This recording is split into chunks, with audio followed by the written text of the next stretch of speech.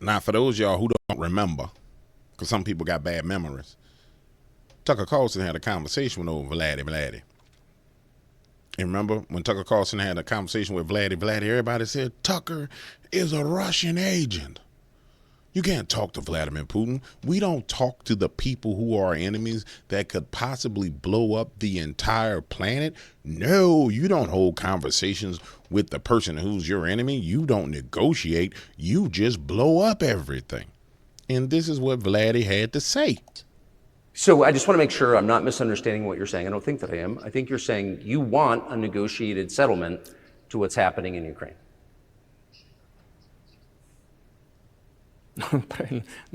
Right. And we made it. We prepared a huge document in Istanbul that was initialed by the head of the Ukrainian delegation. He affixed his signature to some of the provisions, not to all of it. He put his signature and then he himself said, we were ready to sign it and the war would have been over long ago, 18 months ago. However, Prime Minister Johnson came, talked us out of it, and we missed that chance. Well, you missed it, you made a mistake. Let them get back to that, that is all. Why do we have to bother ourselves and correct somebody else's mistakes? I know one can say it is our mistake. It was us who intensified the situation and decided to put an end to the war that started in 2014 in Donbass, as I have already said, by means of weapons. Let me get back to further in history. I already told you this. We were just discussing it. Let us go back to 1991, when we were promised that NATO would not expand, to 2008, when the doors to NATO opened to the declaration of state sovereignty of Ukraine, declaring Ukraine a neutral state. Let us go back to the fact that NATO and US military bases started to appear on the territory of Ukraine, creating threats to us. Let us go back to coup d'etat in Ukraine in 2014. It is pointless though, isn't it? We may go back and forth endlessly, but they stopped negotiations. Is it a mistake? Yes. Correct it. We are ready. I don't know if y'all saw this, but I want you to see the look on this man's face. Because I need you to understand, this is a man that'll blow your ass up. And I know you watch this. Just look at the look.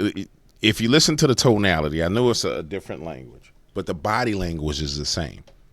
This is a man that'll blow your ass up. The body language is the same. You don't understand the language, but I want you to see the body language. First of all, everything about him is relaxed. We're ready to sign. There's no tension. He's not tense about anything. That's a man who knows he has the upper hand. And the war would have been over long ago, 18 months ago. However, Prime Minister Johnson came, talked us out of it, and we missed that chance. Well, you missed it, you made a mistake. Let them get back to that, that is all. There it is.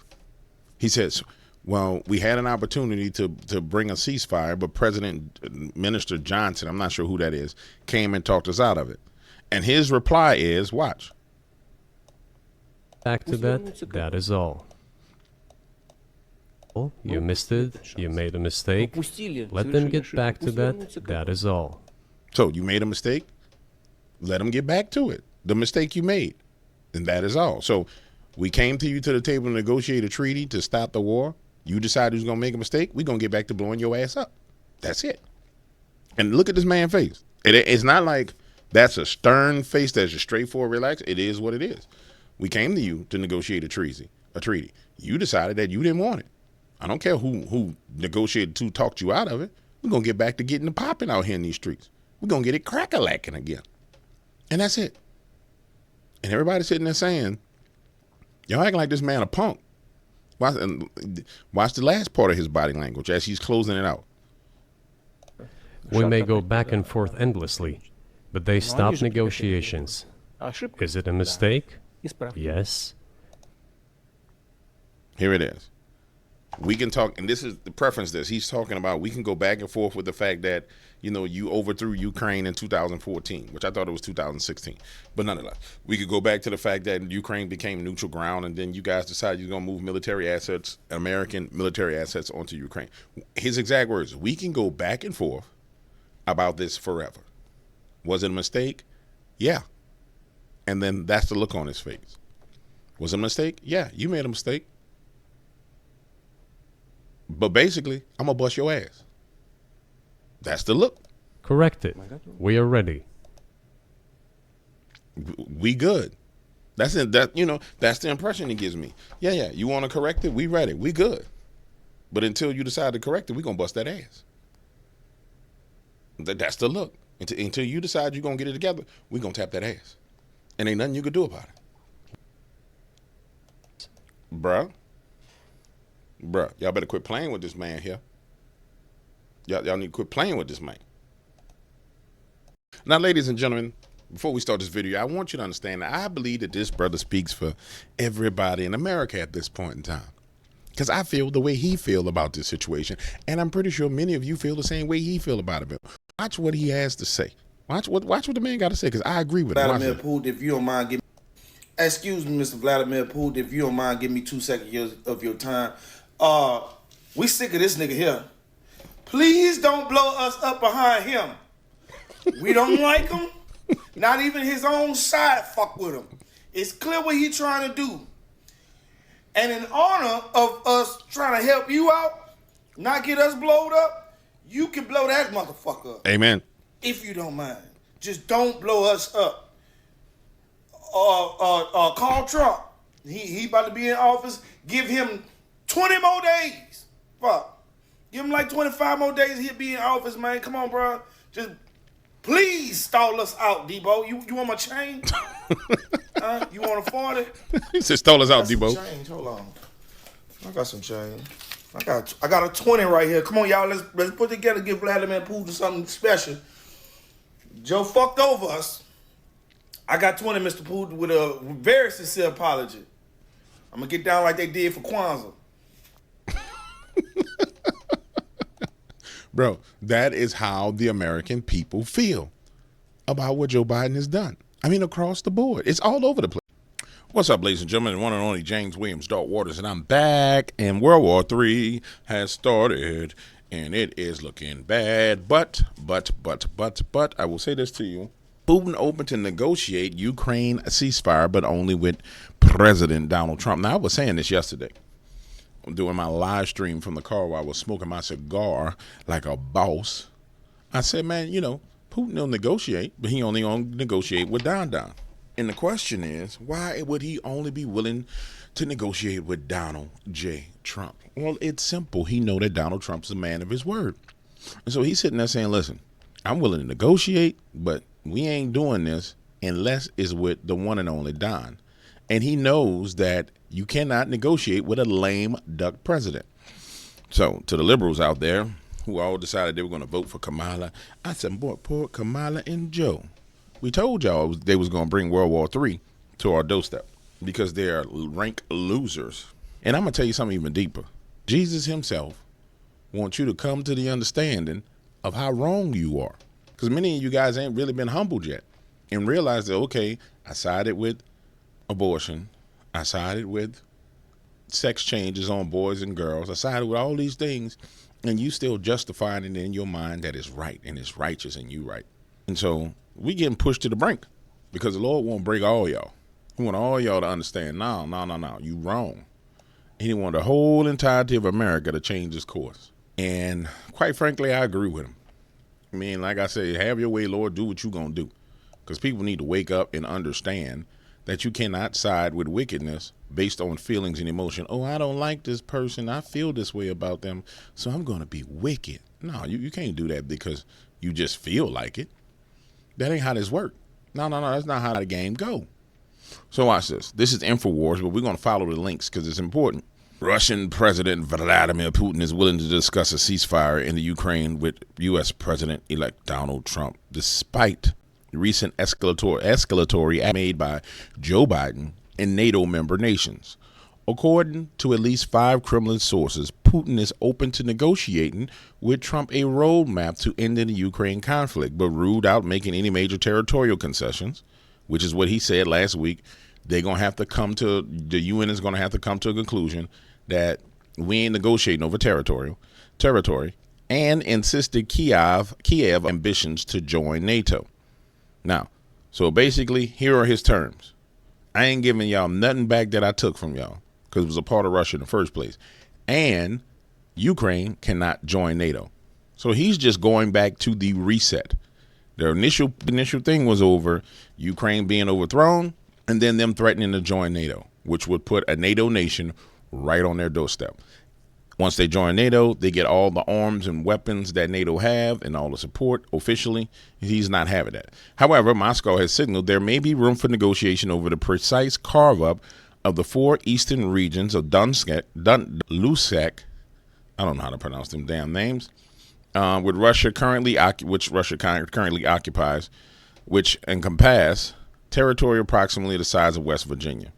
So they got all these different regions that are about the size of West Virginia, which West Virginia is a decent size. Russia is also reportedly open to discussing security guarantees for Kiev by the UN Security Council, Britain, China, France, Russia, and the United States. So he's willing to talk about up some of the territory.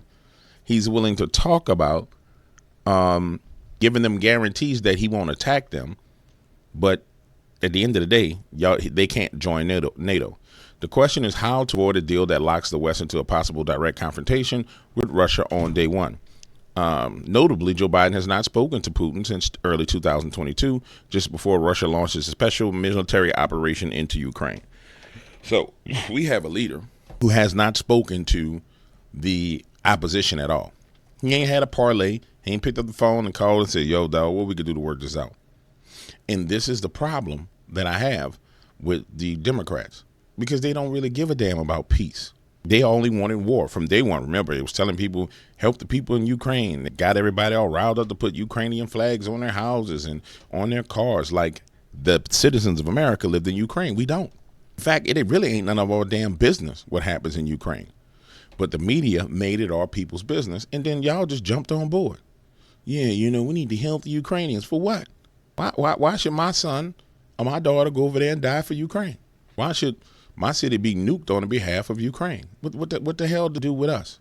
Not a damn thing. 2 Kremlin sources claim Biden's decision to greenlight Ukraine to launch U.S.-made long-range missiles into Russia territory has complicated the prospect of peace. And this is from Reuters. Let's go to Reuters and see. This is today. Moscow, November 20th. Let me make sure this is on the screen so you guys can see it. Here we go.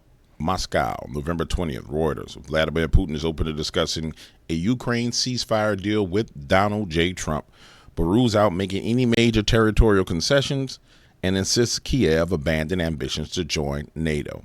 U.S. President-elect Trump has vowed to swiftly end the conflict in his returning to the White House at a time of Russian ascendancy. Moscow controls a chunk of Ukraine about the size of the American state of Virginia. Now, guys, I don't know if we should give a damn about this, but let me just pull this up. Virginia, state of Virginia. Let's just see how big Virginia is and see if we really should give a damn about Virginia, about this. Give me an image. Give me a map of Virginia. This will work. Open up big. Open up big. All right, you should be able to see that on the screen. Slide this over. Ladies and gentlemen, let's go on over here to Virginia. And I want you to see what Joe Biden and Kamala Harris are putting your damn life at risk for, and your family and your children. So you can see, damn, this is what we risking our whole livelihood over. Here go Virginia. That's West Virginia. That's Virginia. That's North Carolina. Virginia ain't that damn big. And that's not even a good enough map to show it to you. I'm going to find you a better map so you can understand Virginia, the size. Let me see. Maybe this will show it. Hopefully this will open the image. There you go. This going to show you. Watch this. So you'll understand what they're risking your damn life over. Come on now, quit it. All right. There go Virginia. All right. Now, mind you, it ain't all Virginia. It don't belong to us. It's somebody else, Virginia. That ain't got a damn thing to do with James Williams, Dalt Waters. Ain't got a damn thing to do with nobody that's in the comments. It ain't got a damn, but this is what they fighting over. This size of a region. But it ain't got a damn thing to do with us. And YouTube ain't gonna like this, but quite frankly, I don't care, YouTube, because you supporting the destruction of Google itself. Because if this blows up, your business is blown up. So you might as well just kick rocks. You know what I'm saying? Everybody done. So the entirety of all this is about this. Now let's go back to the article. Make sure that's back centered because, you know, I started wild and moving stuff around. Sorry. I know y'all like, damn, man, why you always move stuff on the screen? Because I be doing it live, man. You know what I'm saying? I do it live. I do it live. You know what I'm saying? I do it big. Here we go. Let's get it back to where you can see what we saying. I do it live, dog. Watch this. That's enough for you to see. All right, here we go. So, U.S. President-elect Donald Trump, who has vowed to swiftly end the conflict, bada bing, bada. Here we go. In the first detailed report of what President Putin would accept in any deal brokered by Trump, the 5 current and former Russian officials have said that the Kremlin would broadly agree to freeze the conflict along the front line. Okay. There may be room for negotiating over the precise carve-up of 4 eastern regions, while Moscow claims 4 regions as wholly part of Russia, defending by the country's nuclear umbrella. Its forces on the ground control 70-80% of the territory, with about 2,600 square kilometers still held by Ukrainian troops. Open source data on the front line shows. Russia may also be open to withdrawing from a relatively small patch of territory it holds in Kharkiv and Mykolaiv regions in the north and south of Ukraine. 2 officials said. Putin said this month that any ceasefire deal should reflect the realities on the ground, that he feared a short-lived truce which would only allow the West to rearm Ukraine. If there's no neutrality, it is difficult to imagine the existence of any good neighborly relations between Russia and Ukraine, Putin told the Vladimir group on November 7th. Why? Because this would mean that Ukraine will be constantly used as a tool in the wrong hands and to be a deterrent of the interests of the Russian Federation. So basically, here's another part. Putin has already said that the freezing of the conflict will not work in any way. Putin has already said that freezing the conflict will not work in any way. Kremlin spokesman Dmitry Peskov told Reuters hours before Russians report the ATACMS strikes, and the missiles authorized is a very dangerous escalation as a part of from the part of the United States. So basically, wait, there's another part about Trump. So here's where we are. At the end of the day, we've reached a point where Putin has taken enough territory to where he can start a negotiation. That's why he's talking about the reality on the ground. So Putin he's taken enough territory to where he's willing to make some concessions and give some things up. He just needs a partner that he's willing to negotiate with. You hit the news yesterday that he came out and said that America could be in nuclear war by December or by Christmas. I want to be clear with you. If you're going to blow somebody up, you don't give them a day and time that you're going to blow them up. All right? So understand that this is saber rattling in negotiations, but it don't mean that if Zelensky fires all 50 missiles into Russia, that he won't hit the button. It just means that this is expert diplomacy as it pertains to warfare. Now, the issue that we're going to run into is that our media is such liars that they're going to continue to lie to the American people. If the media was telling the truth, the media would say, okay, listen, this whole Ukrainian war thing, this ain't none of our damn business. I don't understand why we in this situation where we're trying to fight a war for some other people. We have no relationship with Ukraine that benefits America. Can anybody tell me anything that came out of Ukraine that benefited your damn life? No, there's nothing that came out of Ukraine that benefited your damn life. You want to know why? Because it's worthless. And the only reason why we're in that war is because it's a proxy to attack Russia. That's it. And the reason why it's being used as a proxy to attack Russia is because Russia kicked George Soros out of Russia. And so now George Soros, who was a part of the coup that took over the American government, used the American military to fight his enemy. Period. Point blank. It's really simple. So here's the choice we have on our hands. We could all die because George Soros is mad at Vladimir Putin. He's pissed off because Putin kicked him in the butt and threw him out. And we could all die because he's mad. Or we can have some damn common sense and say, hey, screw Zelensky. screw Soros. In fact, let's just blow their asses up and be done with it. Because that's the reality of it. The World Economic Forum, George Soros, and all the rest of those people, they want Putin's head on a platter. But they don't have their own army. Think about it. When you look at the World Economic Forum, do they have an army? No, they don't. In fact, let me show you. X, boom. It's easy to find these people. We're going to go ahead and type in World Economic Forum, WEF, boom. And I want you to see if they got an army. No, they don't have a damn army. This is what they have. They have people sitting up here talking trash. That's it. They just run their mouths and spend their money. And then they hijack your military. They hijack the lives of your sons and your daughters. You know what I'm saying? That's what it is. That's what they do. Watch. Now, this is the British Prime Minister. Here he is. Watch this. I'll ask you quickly. You have to choose now between Davos or Westminster. Davos. Why? Okay, if you're not sure, Davos and Westminster was his damn government.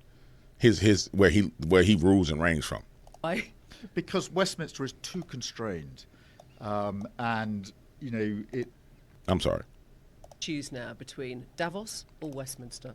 Davos. Why? Because Westminster is too constrained. And, you know, it's closed and we're not having meaning. Once you get out of Westminster, whether it's Davos or anywhere else, you actually engage with people that you can see working with in the future. Westminster is just a tribal shouting place. Let us just ask you quickly. You All have right, to choose so now. that leader prefers to be with the World Economic Forum. Now, mind you, he is the leader of Britain. Does Britain have an army? Yes. Yeah, they got a whole army. Do they have MI6? Yes. So what they do is they roll up, they recruit somebody, and then they slide them in place in a position of power. And then they say, okay, now that you're in power, we put you in power, we'll use your military to fight our enemies. And that's what they did with Joe Biden. That's what they were trying to do with Kamala Harris. They did the same damn thing all around the world. So my question to you is, why in Sam hell do we need to die because these wicked, dirty, sandy beaches want us to die?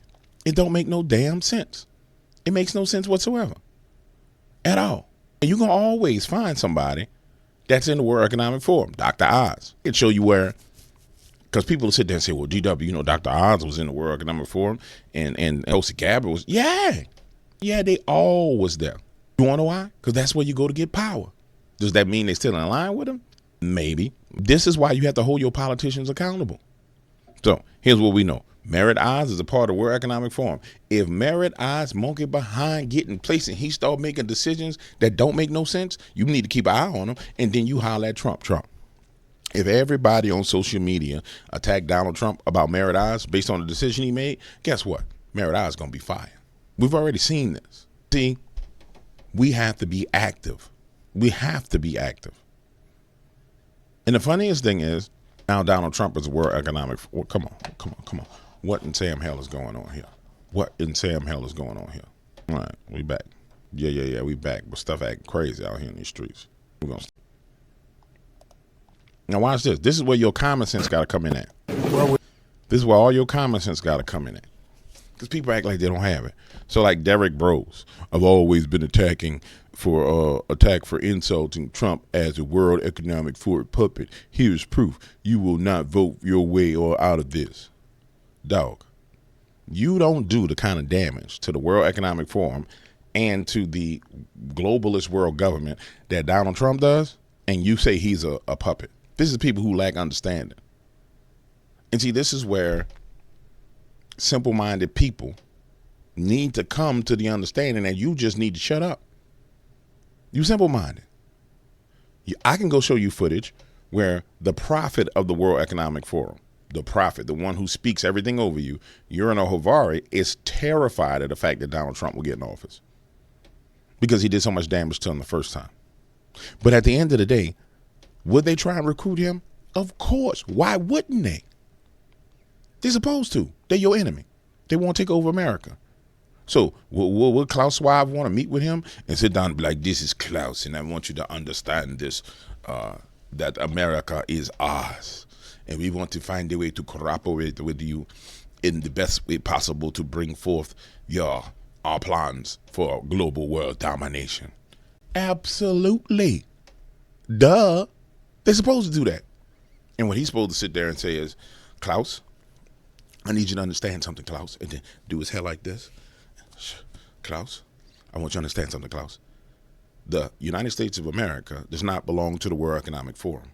And Klaus, if you play games with me, I'm going to blow your bald head ass up, Klaus. You understand? I'm going to drop the bomb, the mother of all bombs on you, Klaus.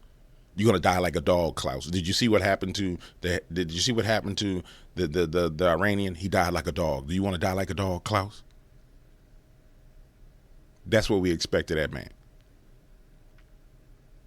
That's what we expect from him when it comes to the negotiation with Zelensky and with Putin. Now, I'm not going to say he's going to roll up and talk to Putin reckless like that. That's not really a good idea. But you need to cut some kind of damn deal. And all y'all running around with hating Trump, I tell you what, I hope a bomb lands on your damn city.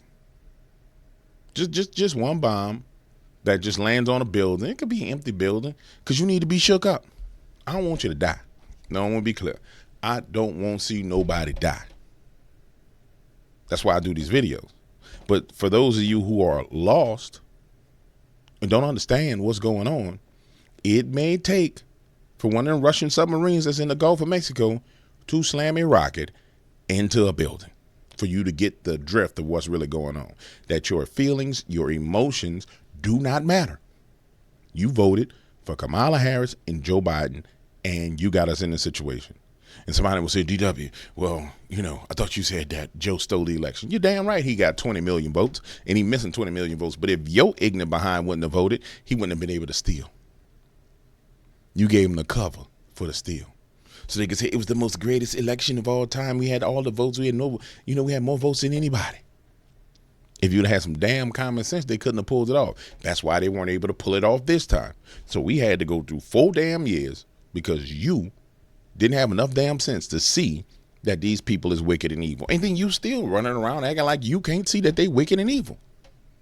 Even when you see the response after he won, with people cutting their hair off their head, killing their family members, you can't see that that's wickedness? Did anybody cut all their hair off their head when Joe Biden won? Did anybody that was conservative run and kill their whole damn family? No. Everybody said, well, damn, that was stolen. Somebody be like, well, they had January 6th. It went to January 6th. Yeah, and they proved that they had all the feds in January 6th too, opening doors. They got videos of them opening doors for people to come in the building. For January 6th, insurrection is... Come on, man. Grow up. Shit. Grow up.